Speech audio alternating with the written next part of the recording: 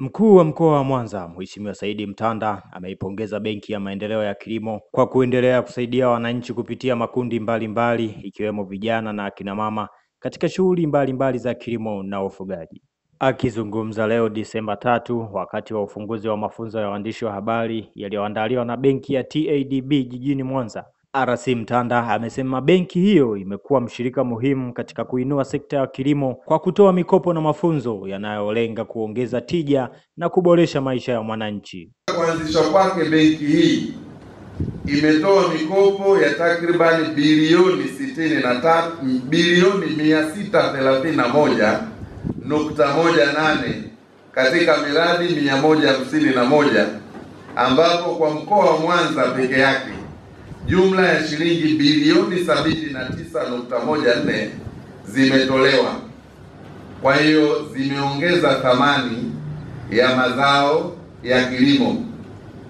Benki ya TADB, wakulima wanaoongeza thamani na mnyororo wa thamani wa mazao ya kilimo, mifugo, mnyororo wote ule na uvuvi, benki ya TADB ndio mkombozi wao. Kanda ya Ziwa ni kitovu cha ufugaji wa samaki nchini na miongoni mwa maeneo ambayo benki ya TADB imejikita. Baada ya sisi serikali kuona changamoto za ajira kwa vijana, tulikuja na mpango wa Building Better Tomorrow unaoitwa BBT, na tukafanya linki kati ya mabenki na mpango wa BBT. Na katika mkoa wa Mwanza, BBT tulichagua eneo la ufugaji wa samaki kwa njia ya vizimba. Kwa hiyo yako maeneo mengi, lakini nazungumzia project tu ya BBT. Kwa hiyo kwa kipindi cha mwaka wa fedha 24-25, wafugaji wa samaki kwa njia ya vizimba waliopatiwa mikopo yenye thamani ya shilingi bilioni 7.5 kwa mwaka 24-25, bilioni 7.5 zimetolewa na benki kwa vikundi 47, vyama 14, na hapa sizungumzii vyama vya siasa, nazungumzia vyama vinavyofanya shughuli za kimaendeleo au vikundi vya maendeleo, watu binafsi 12, na nitawafanua vizuri hapo baadaye, na makampuni 4. Kwa hivyo jumla ya vijana 350 wakiwemo wanawake 227 wamenufaika na hiyo mikopo.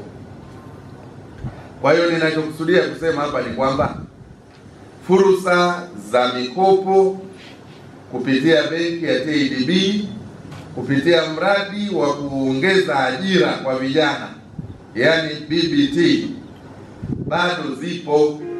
Kwa upande wake, meneja wa benki ya TADB kanda ya Ziwa, Alphonse Mokoki, amesema benki yao ina malengo ya kuwawezesha wakulima ili waweze kutoka katika kilimo cha kujikimu na kwenda katika kilimo cha biashara, pamoja na kuiwezesha nchi kuwa na chakula cha kutosha. Benki ya Maendeleo ya Kilimo ni taasisi ambayo inamilikiwa na serikali kwa 100%. Ilianzishwa rasmi mwaka 2012 chini ya sheria ya makampuni namba 2 ya mwaka 2002, lakini tulianza kufanya kazi rasmi mwaka 2015. Malengo makuu ya uanzishaji wa benki yetu yalikuwa mawili. Na kwanza ni kuwezesha wakulima kutoka kilimo cha kujikimu. Tunafahamu kilimo ambacho tumekulia wengi ni kwamba tulikuwa tunalima tu kwa ajili ya chakula cha nyumbani, lakini sasa tunataka wakulima wahame kutoka kilimo cha kujikimu, kilimo cha kulima tu chakula, twende kilimo biashara, kwa maana tupate chakula cha toshelezi, lakini tuweze kufanya biashara na kukuza uchumi.